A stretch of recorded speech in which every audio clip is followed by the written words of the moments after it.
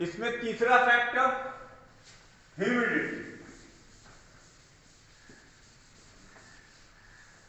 दो फैक्टर पहले वीडियो में बताया, इफेक्ट ऑफ ह्यूमिडिटी। तीसरा फैक्टर इफेक्ट ऑफ ह्यूमिडिटी।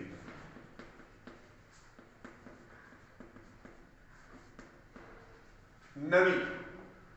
जैसे एक बात ध्यान दो, जब बारिश हो जाती और हवाएं चलती रहती है तो तुम्हें बहुत दूर दूर की आवाजें सुनाई देने लगती हैं। जैसे मान लो तुम्हारा घर स्टेशन से काफी दूरी पर है और यूजुअली तुम्हें इंजन के विसिल का साउंड नहीं सुनाई देता, लेकिन ध्यान से सुनो, कभी बारिश के बाद तो तुम्हें सुनाई देने लगेगा। इसका मतलब जब हवा में ह्यूमिडिटी होती है, गैसियस मीडियम में ह्यूमिडिटी होती है, तो फिर साउंड की स्पीड बढ़ जाती है ना। The speed of sound in air increases with the increase in humidity. क्या लिखेंगे हम? The speed of sound, the speed of sound increases with increase in humidity. The speed of sound increases with increase in humidity in air.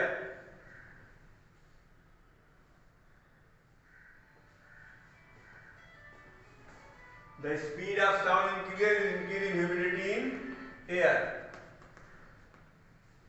ठीक है? The speed of sound in humid air is much greater than in dry air. यहां पर एक बात note कर लीजिएगा, the speed of sound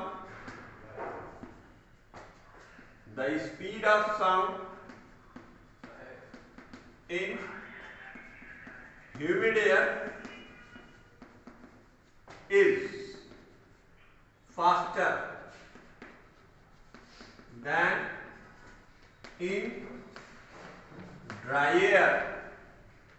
याद रखिएगा, ये इफेक्ट ऑफ ह्यूमिडिटी हो गया।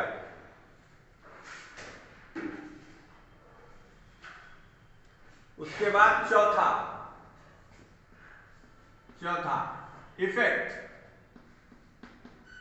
Effect of direction of wind. Effect of direction of wind, इसका क्या असर पड़ता है? The speed of sound increases और decreases according to direction of travel of wind. अरे भाई, अगर हवा साउंड की डायरेक्शन में चल रही है तो उसकी मदद करेगी जल्दी जल्दी जाने के लिए। अब विपरीत चल रही है तो उसको घटाएगी, अपोजिट करेगी। The speed of sound increases और decreases. The speed of sound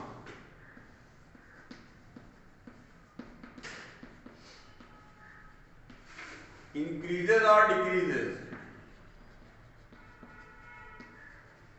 according to direction of flow of wind, according to the direction of travel of wind. The speed of sound increases or decreases according to the direction of flow of wind. ये सब याद कर लो, factors में आता है, बहुत ज्यादा detailing इसमें नहीं करेंगी, बहुत ज्यादा इसमें डिटेलिंग नहीं होगी। अब अगर ड्राई एयर यानी हवा जब ना चल रही हो तब साउंड की स्पीड कम होगी। अब हवा चलने लग गई तो जिस दिशा में हवा चल रही है उस दिशा में आपको हवा की साउंड की स्पीड ज्यादा दिखाई देगी, मतलब जल्दी जल्दी आवाज आएगी। अब अगर हवा चल रही है तुम उसके उल्टे दिशा में जा रहे हो तो साउंड की स्पीड तुम्हें घटती हुई नजर आएगी। ठीक, अब उसके बाद इफेक्ट ऑफ प्रेशर अगला है। ये तीसरा इफेक्ट हो गया, ये चौथा इफेक्ट हो गया। पांचवा है इफेक्ट ऑफ प्रेशर। बड़े ताज्जुब की बात है कि अपने साउंड के किसी भी फार्मूले में आप अगर देखते हैं तो हम ये पाते हैं कि फार्मूले में प्रेशर है और डेंसिटी है, लेकिन अभी आपके सामने एक चीज आएगी, इफेक्ट ऑफ प्रेशर। ये जो पांचवा इफेक्ट है, effect of pressure, effect of pressure, pressure का इफेक्ट क्या है? पांचवा इफेक्ट ऑफ प्रेशर। ठीक, अच्छा, the speed of sound, the speed of sound is independent, ले लो, इंडिपेंडेंट ऑफ प्रेशर, है ना? एकदम ताज्जुब की बात हो गई। हवा के दबाव का हवा के वेग पर कोई प्रभाव नहीं पड़ता। There is no effect of pressure of sound, pressure of medium on the velocity of sound. हवा के दबाव का कोई फर्क नहीं पड़ता। क्यों नहीं पड़ता? नहीं पड़ता। ठीक है,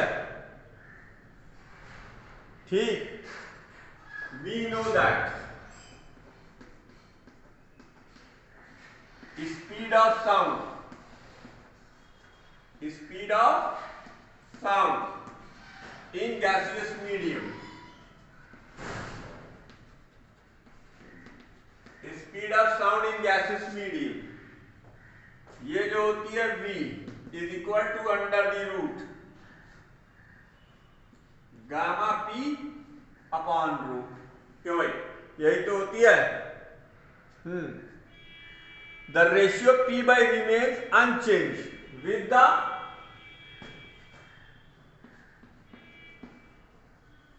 the ratio of P by rho remains unchanged,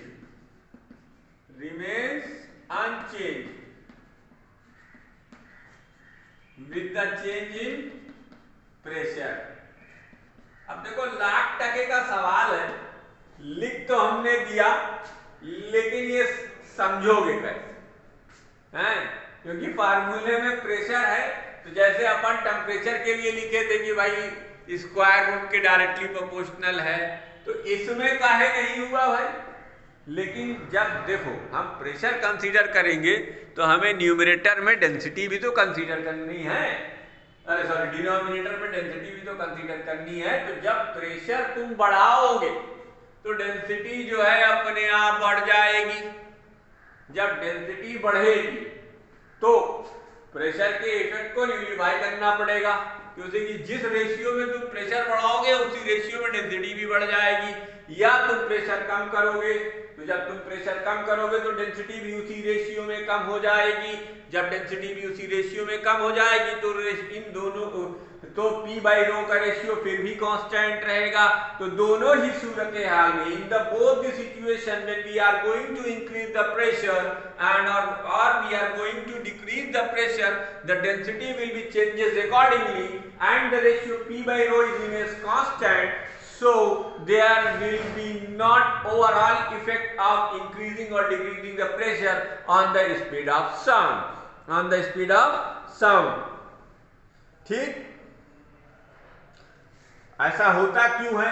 क्योंकि जब आप प्रेशर बढ़ाते हैं तो वॉल्यूम डिक्रीज करता है, और चूंकि मास कांस्टेंट है इसलिए डेंसिटी इंक्रीज करती है।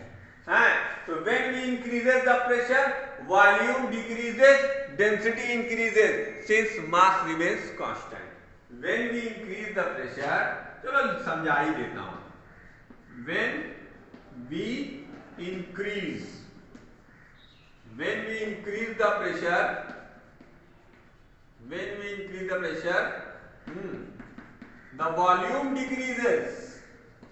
the volume decreases, but as mass remains constant, मास क्या रहता है? कांस्टेंट रहता है। Hence, when we increases the pressure, the volume decreases, but as mass remains constant, hence Hence, when we increase the pressure, the volume decreases, but as mass remains constant, hence density increases. अब कोई मुझसे ये ना कह दे कि कैसे हुआ, तो भैया बड़ा बेसिक फार्मूला है. क्या फार्मूला है? रो यानी density into volume is equal to mass. अगर m है कांस्टेंट, ये क्या है? अगर ये कांस्टेंट है तो एक को घटाओगे तो दूसरा ऑटोमेटिकली उसी के इनवर्स रेशियो बढ़ेगा, जैसे अपन बॉयल्स लॉ में करते हैं P V is equal to constant. ठीक उसी तरीके से यहाँ भी लिखा गया है rho V is equal to m, और m क्या है? कांस्टेंट. m क्या है? कांस्टेंट है. तो जब एक चीज कांस्टेंट है और वो दो चीजों का प्रोडक्ट है, दो फिजिकल क्वांटिटीज का प्रोडक्ट, एक तीसरी फिजिकल क्वांटिटीज है, तीसरी फिजिकल क्वांटिटीज कांस्टेंट है, पहली को अगर आप डिक्रीज करते हैं तो दूसरी उसी के रेशियो में इंक्रीज कर जाएगी. याद रखिएगा ये बात. इसी की तर्ज पर बॉयल्स लॉ है, इसी की तर्ज पर चार्ल्स लॉ है, जो आपने केमिस्ट्री में पढ़ा होगा. नहीं पढ़ा है तो पढ़ लीजिएगा, नहीं पढ़ेंगे मेरा कुछ नहीं जाएगा, आपका जाएगा. अच्छा, एम्पलीट्यूड पे डिपेंड नहीं करती speed of sound, amplitude of wave पे डिपेंड नहीं करती और वेवलेंथ पर डिपेंड नहीं करती. तो एक डिस्क्लेमर लिख लीजिए, एक डिस्क्लेमर क्या लिख लीजिए? The speed of sound, the speed of sound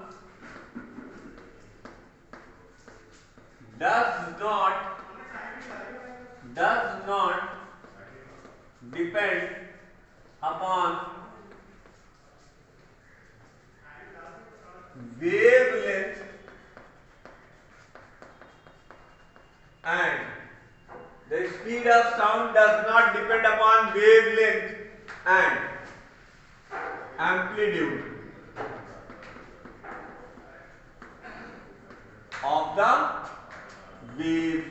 ना एम्पलीट्यूड पर डिपेंड करती है ना वेवलेंथ पर डिपेंड करती है. The speed of sound does not depend upon the amplitude and wavelength. ठीक. अब इस चैप्टर में आपके अगर हम सिलेबस की बात करें तो आपका ये कंपैरिजन मीनिंगलेस है. ठीक. Comparison of speed of sound with the speed of light, इसको आप छोड़ सकते हैं. और consequences of large differences of speed of light, ये बियॉन्ड द स्कोप है, इसको भी छोड़ दीजिए. आइए हम आपके लिए कुछ न्यूमेरिकल्स कर देते हैं, जो कि बच्चों की बड़ी भारी डिमांड है. इस चैप्टर के न्यूमेरिकल यानी चैप्टर A8A के अब हम न्यूमेरिकल स्टार्ट करने जा रहे हैं. आप अपनी किताब खोल लीजिए, खोलकर पेज नंबर 183 एक्सरसाइज 8A में आ जाइए. यहाँ पर जो न्यूमेरिकल्स हैं वो न्यूमेरिकल्स हम सॉल्व किए दे रहे हैं आपके लिए. न्यूमेरिकल्स. ठीक.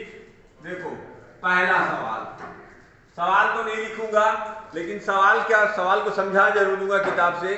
The heart of a man beat 75 times a minute, एक मिनट में 75 बार धड़कता है. What is the frequency and the time period. ठीक है. तो देखो फ्रीक्वेंसी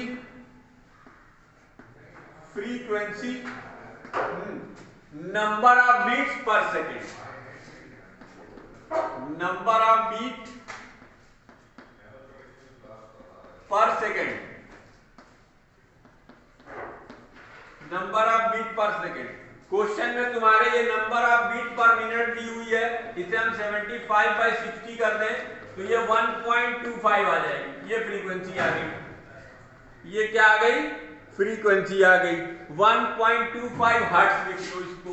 आपको मैंने बताया है फ्रीक्वेंसी की SI यूनिट हर्ट्ज होती है. और टाइम पीरियड क्या हो जाएगा? टाइम पीरियड हो जाएगा 1 upon frequency, 1 upon frequency.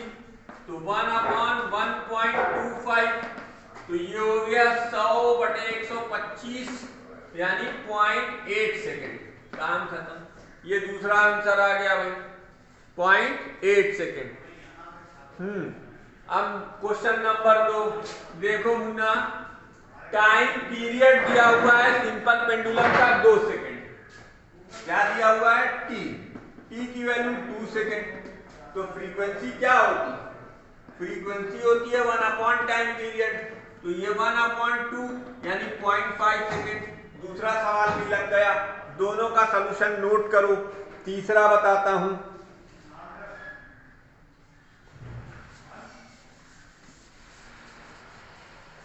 Note कर डालो ये 2 क्वेश्चन। अब तीसरा बता देता हूं।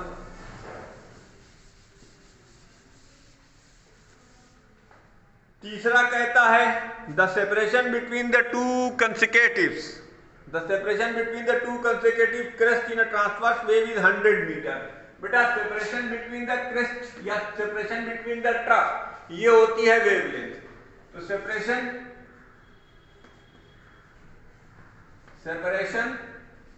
बिटवीन टू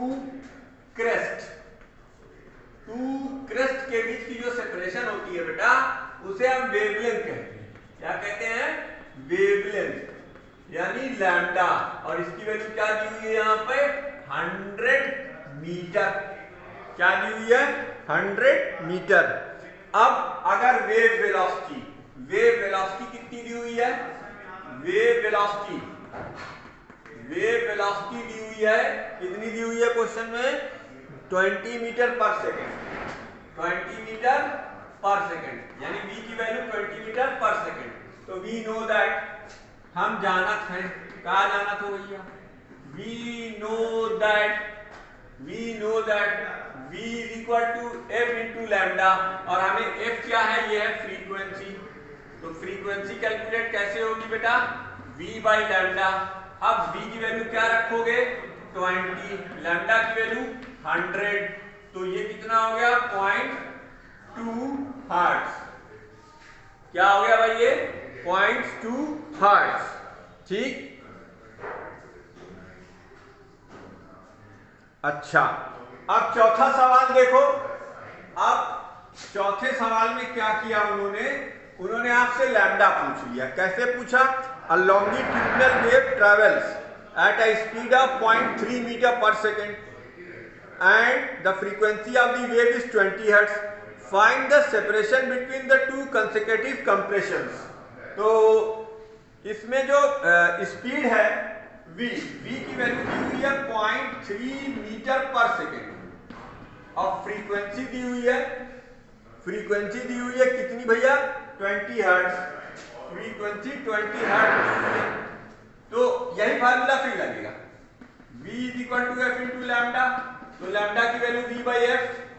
अब v की वैल्यू हो गया 0.3 डिवाइडेड बाई 20। काफी टेढ़ा नहीं, टेढ़ा में आंसर नहीं आएगा, आसान आंसर आएगा। तो 1.5 0.3 3/200। तो 1.5 इंटू 10 की पावर -2 ये आ गई वेवलेंथ। तो लैम्डा क्या होता है? सेपरेशन बिटवीन टू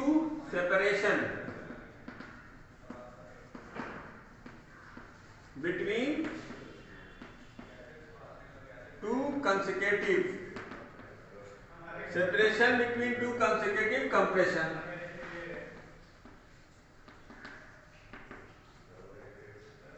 ये हो गया 1.5 इंटू 10 की पावर -2 मीटर। 1.5 इंटू 10 की पावर -2 मीटर। ठीक, या 1.5 सेंटीमीटर। अब उसको जो थोड़ी मर्जी है वो लिख लो, हम बताएंगे। अच्छा भैया, क्वेश्चन नंबर 3 हो गया। क्वेश्चन नंबर 4 हो गया। अच्छा,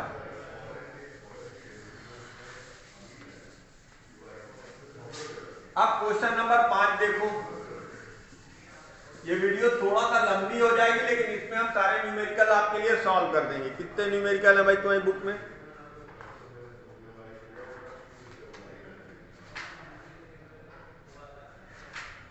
कितने न्यूमेरिकल है तुम्हारी बुक में? 11 सवाल हम सॉल्व कर दे रहे हैं। ठीक। The source A source of wave produces 40 crest and 40 trough in 0.4 second. What is the frequency of the wave. देखो ये थोड़ा समझना पड़ेगा, ये थोड़ा समझना पड़ेगा, कितने क्रेस्ट और कितने ट्रफ। अब देखो देखो देखो देखो देखो देखो आराम से देखो, अच्छी तरह से समझो ये न्यूमेरिकल। अब ये चलता चला जा रहा है, ये लैम्डा है, तो दो क्रेस्ट के बीच में एक क्रेस्ट से दूसरे क्रेस्ट आने में एक टाइम पीरियड लगता है, एक क्रेस्ट से दूसरे क्रेस्ट तक पहुंचने में एक टाइम पीरियड लगता है। तो 40 क्रेस्ट पहुंचने में कितना टाइम पीरियड लगेगा? दो क्रेस्ट के बीच में as time taken between as time taken by the sound, time taken by the sound in as time taken by the sound in traveling through two crests।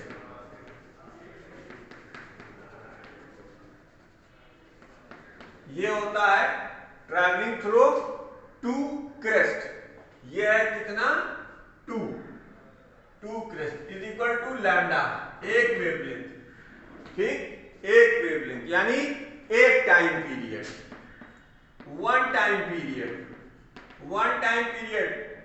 That is lambda. Lambda distance चलने में one time period लेता है, तो 40 crest के बीच में कितना हो जाएगा? 20 time period. Hence time taken इन 40 क्रेस्ट, ये कितना हो जाएगा? 20 इंटू 40 का मतलब भाई दो के बीच में एक, 40 के बीच में 20 टी हो जाएगा, ये ऐसे। अच्छा, सिमिलरली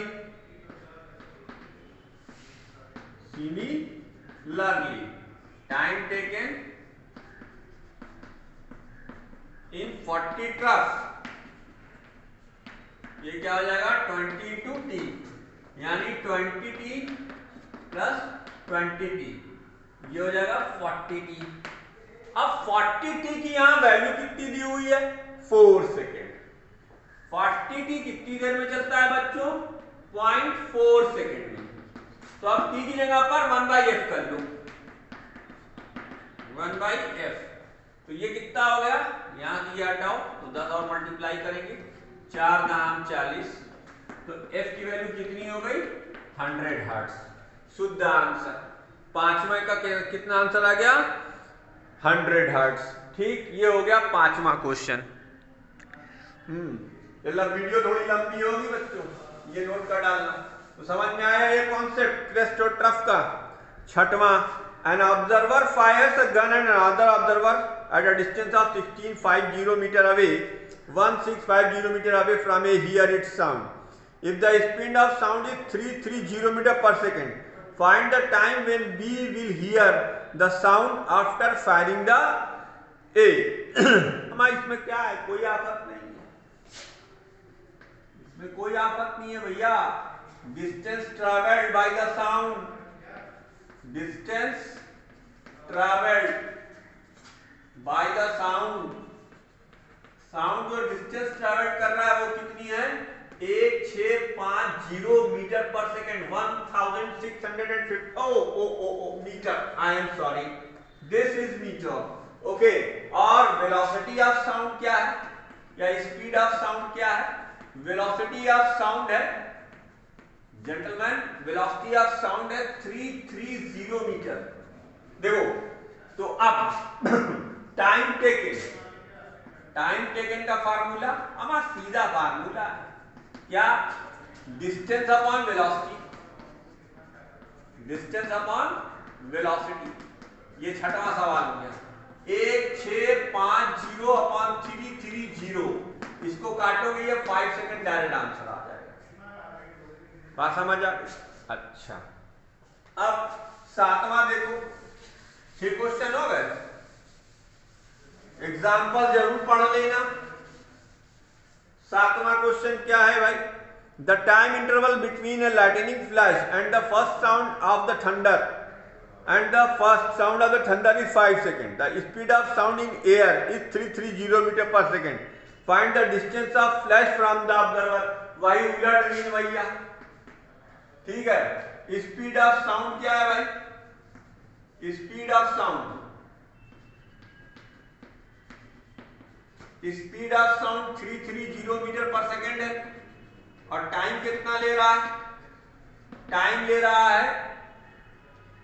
ले रहा है 5 सेकेंड। तो distance of the lightning source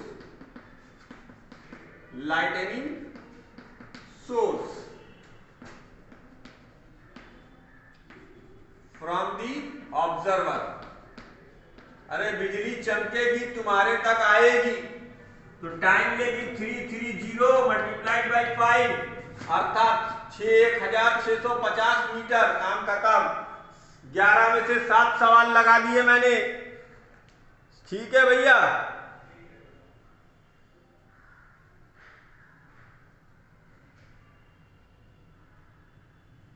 अच्छा, अब देखो एक उल्टा सवाल करेंगे, 1 और 1 11, 1 और 1 11।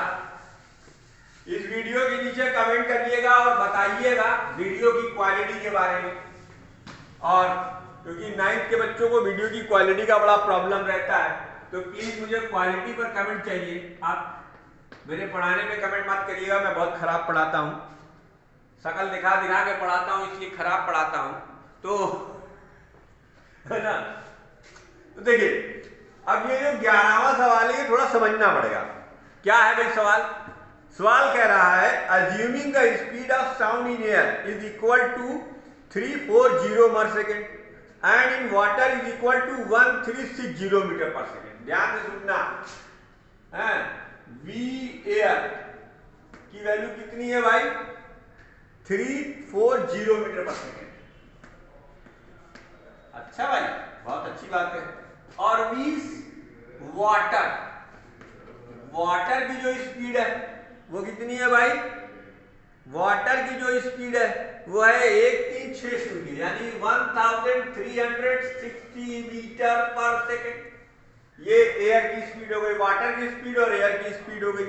फिर कहता है find the time taken to travel a distance of 1700 by sound in air and water. हमें ये कोई सवाल है यार, मजाक कर रहा है। देखो, time taken in air medium कितनी डिस्टेंस चल रहा है बाबू, 1700 metre. Distance travelled, distance upon speed या वेलोसिटी, जो भी तुम्हारी समझ में आए लिख लो। नमक स्वादानुसार, फार्मूला इच्छानुसार। 1700340 हाँ, 1 0 कट गया और 34 पंजे यानी 5 सेकंड शुद्ध आंसर। अब time taken in water medium, time taken in water medium. तो अपन अगर वाटर मीडियम की चर्चा करेंगे तो वाटर मीडियम में भी सेम फार्मूला लगेगा, डिस्टेंस अपॉन वेलोसिटी, बट यहां पर वेलोसिटी हमारी 1360 हो जाएगी।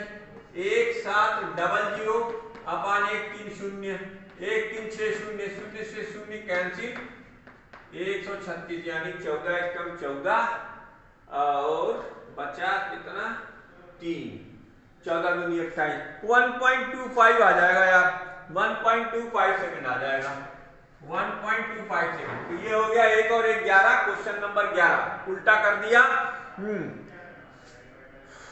अब 10वां, 9वां और 8वां आप खुद करके देख लेना, नहीं आएगा तो बात न करना, अरे मतलब पूछ लेना, सॉरी।